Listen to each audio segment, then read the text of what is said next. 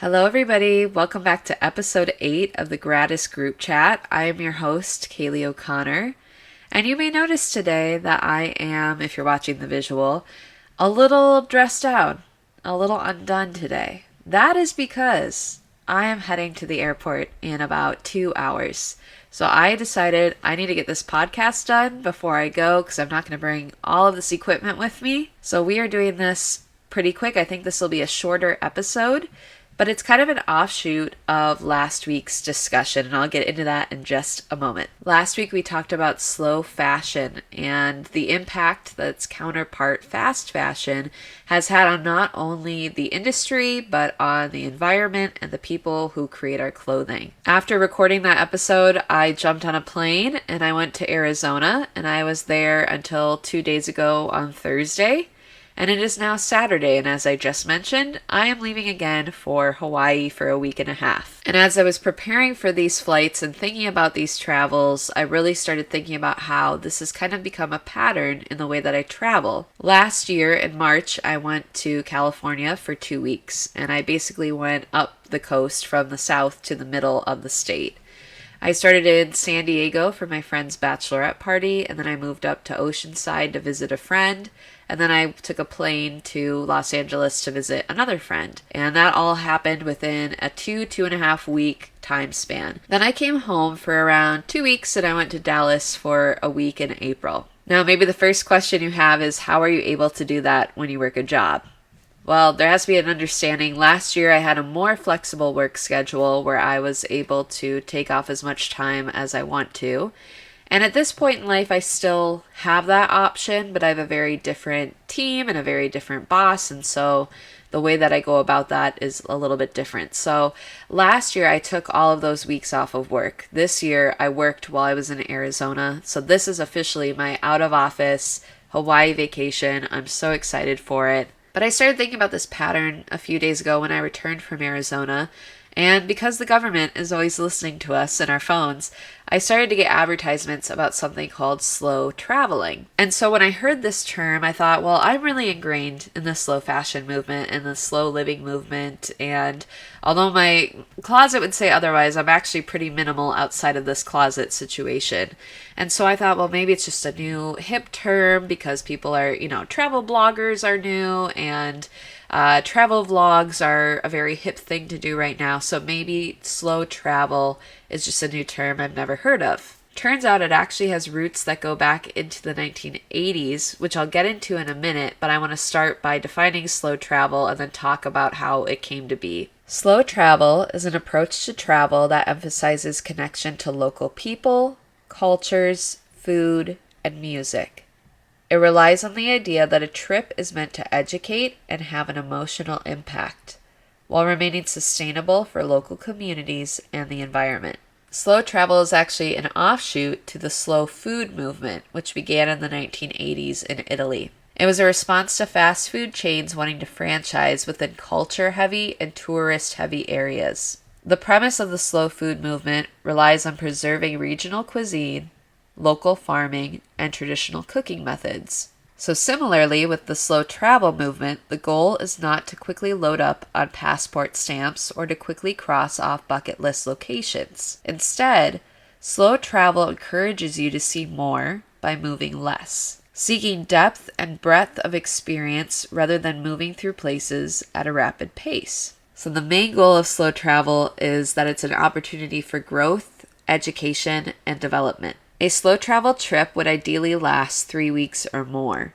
But because this isn't realistic for at least most of us in the United States who work a 9 to 5, but a lot of people around the world, oftentimes slow travel is marketed to people in retirement. Actually, a majority of the definition I just gave you I got from the AARP website because it is that targeted to older individuals who have time and who have money. Although slow travel does have older roots, there has been a huge trend in it the last 2 years, which is why I think we're starting to see younger people have the understanding of this term and of this trend a little bit better. due to restriction recommendations for travel of staying 10 days or longer at a place, and also because of staffing issues that cause places to close sooner or are only open a few days a week, a lot of people have actually adapted to slower travel options because they can get the most out of a trip instead of trying to go to a place for 2 or 3 days where they might miss a lot of opportunities simply due to the restrictions or the staffing within that area. And multiple polls for travel agencies and organizations have shown that most people would prefer to stay at a place for over a week instead of going for 2 or 3 nights in one area and then moving on to the next area, which we have seen this pattern since 2020, right? The slow movement, slow living. And this also branches out to an overall trend that we're seeing in lifestyle where people don't want to hustle like they used to, or maybe they want to grow their own food instead of buying it from a grocery store. We're seeing a priority of slowness and time and experience over efficiency. And this also goes into traveling because we don't necessarily want to have a go trip where we accomplish 100 things at once, then we come home and we have something called tourist burnout where we feel like our vacation wasn't really a vacation. It was just another thing where we had to stay on a schedule and experience a bunch of stuff and cross stuff off of our list and stamp our passport. And so we come home and we feel drained instead of being in a place where we took everything in and we had a great time and we took time off.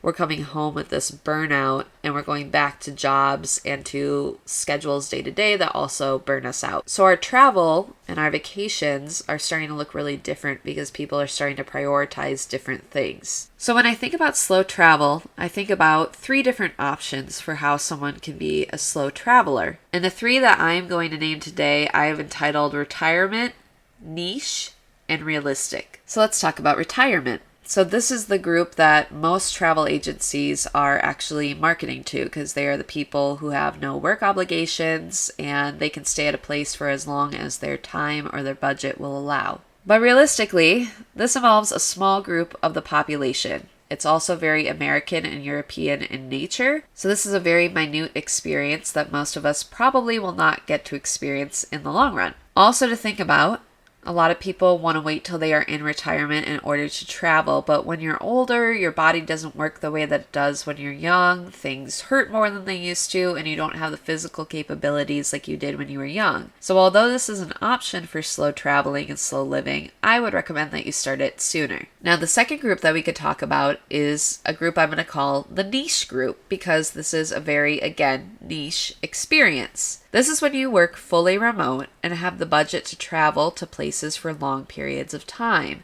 Going off of the singleness podcast a couple weeks ago, I think this also is more catered to single people. Not to say that people with families and children can't do this, but this is much more often a single experience. And so a great example of this niche individual would be my friend Lauren, who I've talked about in a previous podcast. She has a podcast as well. It's called Low on the Go, and she stays at a place for 2 or 3 weeks at a time and really ingrains in that culture. And she's done this the last year, and she's been able to, and I've loved following her on Instagram and seeing her pictures and her TikTok videos and just everything that she's experienced in the places that she's loved. But if we're going to talk about slow travel and make it accessible to a massive group of people, most of us would fall into the realistic category. And this is when you have a 9 to 5, or for me, a 7 to 3, or a certain allotted amount of time that you have to give to a job. And oftentimes, I work remote, but many of you probably work in brick and mortar locations or in offices where you have to be in person, or maybe now after 2020, you have a hybrid setup. So this is when you have a 9 to 5 that only gives you a few weeks off every year, and you have to do as much as you can in the allotted time in the area that you visit. And I would say that the realistic viewpoint probably encompasses a majority of us who are listening to this podcast. So I started thinking about Hawaii.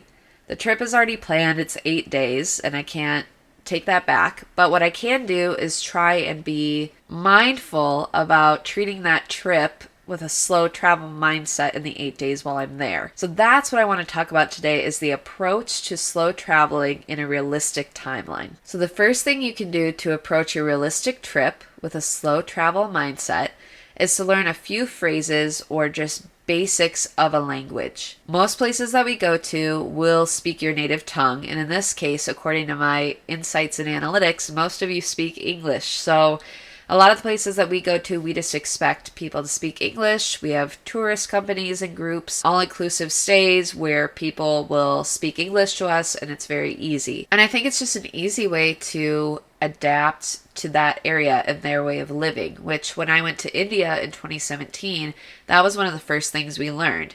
You're not going there to make the Indian people more American. You're going there to adapt to their lifestyle. And so you're not going to be able to probably learn an entire language and every nuance and minute detail of that language, but you will be able to show respect and at least have some basic knowledge for the people living there. And most people outside of France will appreciate that you attempt to do that because I think it just shows respect for them. Another option is if you don't have time to learn the language before you go there, a lot of places have language classes, I am finding. So you can take a basic language class at the beginning of your trip, and if you stay there for an extended period of time, you can use some of the terms that you have learned and some of the basics that you've learned while you're there. Going off of that, let's talk about food, because that's where the whole slow travel mindset even originated from. Easy things to do are to eat only from locally owned restaurants, shacks, and markets. So really supporting the local economy with the places that you eat. So not going to big chain restaurants or very Americanized versions of the food there.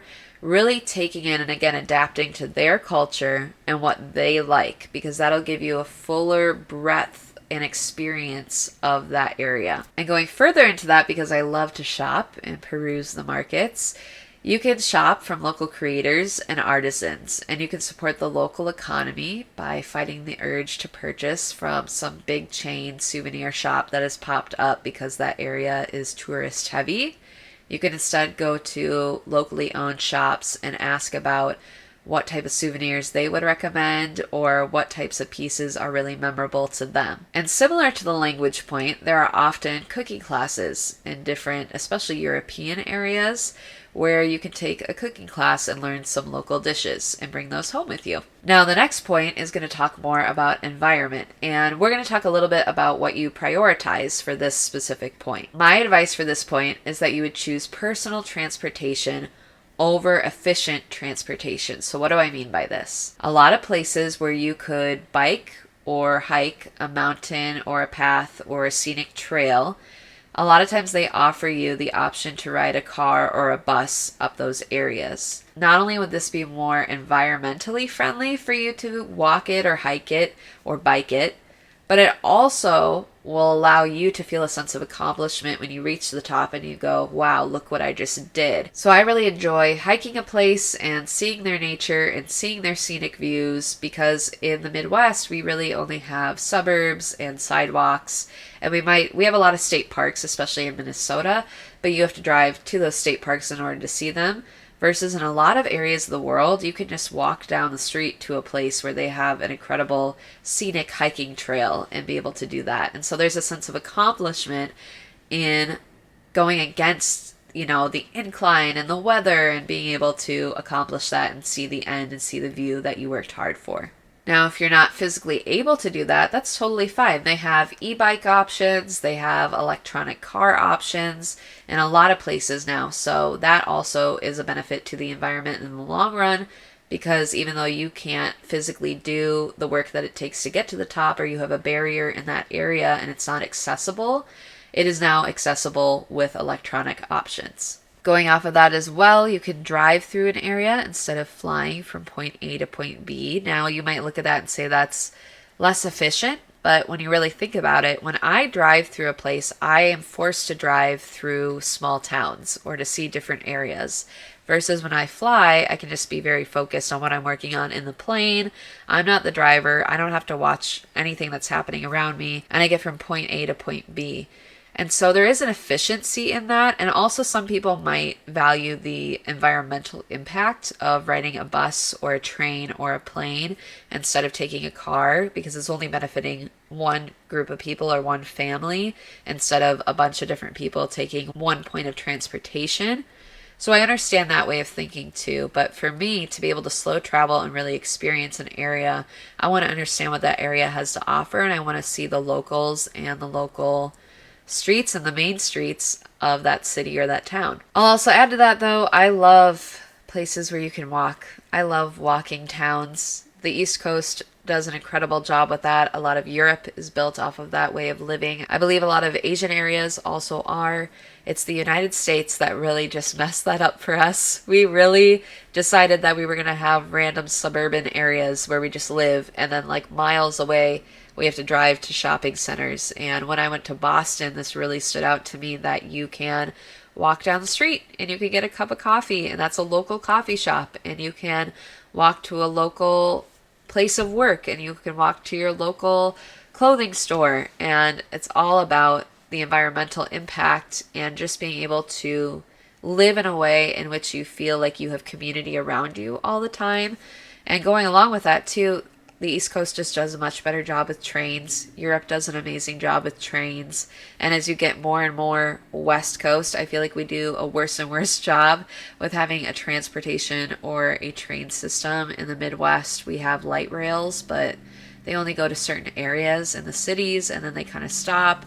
And so I think being able to travel to a place where you can have an experience of living in a walkable city for a period of time, or being able to take the train somewhere and have it be more still efficient, but being able to see more of what's around you, I think that's an incredible experience that I hope most people go and do. A final way that you can effectively slow travel is by not visiting an area at peak time. Although the weather may not be as ideal in that moment, the local attractions, local businesses, and the native people are still there during that season. And this is a nice way to bridge that economic gap between the busy season and the not busy season for the local economy, where you go in a not peak time and you still get all the experience that you would outside of that time, but you're also helping bridge their gap. So instead of having where one part of the year it's incredibly stressful for workers and financially they are overcompensated, and then they go into the season where workers are kind of cut loose or they don't get as many hours and they financially are more unstable. So that's a great way, instead of having a peak and a drop, to even out the local economy. And a lot of times if you go at non-peak seasons, you will get cheaper flights and cheaper stays at places. So it is a win-win for you as well. It's not just benefiting the place that you're going, it's also benefiting you as the visitor. So we've touched a little bit on the benefits of slow travel, but I want to talk about 3 big things that I think you can take out of having a slow traveling mindset. Number 1, slowing down allows us to meet locals. You won't focus on the people right in front of you if you constantly need to get to your next tour or your next destination. So you should slow down, meet the locals, and get to know the people who inhabit the local area. This may also benefit you because you get to experience the best of the best from the people who live there and have really seen it all for that area. Number 2, slow traveling forces you to go out of your comfort zone, because often when we go visit an area for a really specific period of time, we only choose the things that we would find interesting or exciting to us within our realm of comfort. When you spend a significant amount of time in a specific area, you may start to encounter experiences you wouldn't otherwise have. So seeing local wildlife. A lot of places that you visit when you're going as a visitor for a short period of time are going to be places like resorts, where they keep animals and wildlife kind of at bay unless you're going on a tour to specifically see them. Versus when you go on vacation and you stay in a place for a long period of time, you may start to see the wildlife, the animals, or the creatures who live around that area or within that home even, when you think about staying at a place. Instead of being there for 3 days, you may never see the bugs and the animals that are local to that area, versus if you stay there for a period of time, you might have to start interacting with them and living in a space where they also live. Like when we went to India, they really revere cows as very high and holy, and so when a cow would cross the street, everybody had to stop driving. And if you were never a driver or you didn't have to walk through an area that had cows within their streets, you may never have seen that. Also being able to go through traffic. I think about India's traffic was really wild. There were lanes, but nobody followed them, and everybody just did whatever they wanted at whatever speed they wanted. I've also heard that people who go to places like the Dominican Republic have also experienced something like this. So it's just a really interesting experience just in your day-to-day existing, where again you're adapting to their way of living. Like for me, a cow is a cow, like it's not anything important to me. But when you go there, you start to respect the animals that live in that area because that's what you're forced to do and that's what you're expected to do. You may also go to a place that's out of your comfort zone that most tourist places don't navigate you towards. So you may get lost in a city and you have to ask for directions. This is another great reason to learn some bits and pieces of the local language while you're there. And this also may cause you to find a hidden gem in an area that tourist sites aren't talking about. Going off of that, also meeting locals, and maybe they invite you to an event or an activity that you wouldn't have normally done, and you find that you really enjoy that place or that activity or hobby, and you bring that home with you when you come back to your homeland or your home state, and you're able to research that more and find what you can find locally to experience that more regularly than just that trip. Finally, slow travel makes your approach to living outside of traveling very different. When you're on a trip, you can get into that slow-paced, intentional mindset. And then you go home and it's go, go, go, and it's schedules and it's dropping kids off here and it's going to school there and it's going to this job and it's doing this thing and going out to dinner with that person. But when you're really intentional about that slow pace and that mindfulness of the area and your surroundings, you can also bring that home and really enjoy your home life more because you start to see things that you didn't notice when you were never stopping to look around. Slow travel is a broad, wide topic, and I'm just at the beginning of this and learning the very basics of it. And so I look forward to coming back maybe in a future podcast and going more in depth about how this has changed my perspective and my ability to adapt to that area and to have different experiences than I normally would have. But for now, we're going to stop here, and I want you guys to take this thought process with you. Even if you're not going on a trip soon, think about just slow living and mindfulness about that, and intentionality within your day-to-day, and being aware of things around you that you don't normally notice because you're moving too quickly to notice them. Let me know below in the comments on the YouTube version, or if you're on the Spotify or Anchor version, I believe the poll will be there. Let me know, are you in the retirement age? Are you in the niche way of living where you are able to work remotely from wherever you want for as long as you want? Or are you in the realistic category where you work a 9 to 5 and sometimes it's really tough to be able to go out and travel? And talk about maybe if you are in that realistic category, how that changes your way of thinking for travel in the future. Thank you so much for listening. Don't forget to subscribe to my YouTube channel. It's under Kaylie O'Connor, or to the Gratis Groupchat on Spotify or Apple Podcasts. I will see you guys in the next podcast.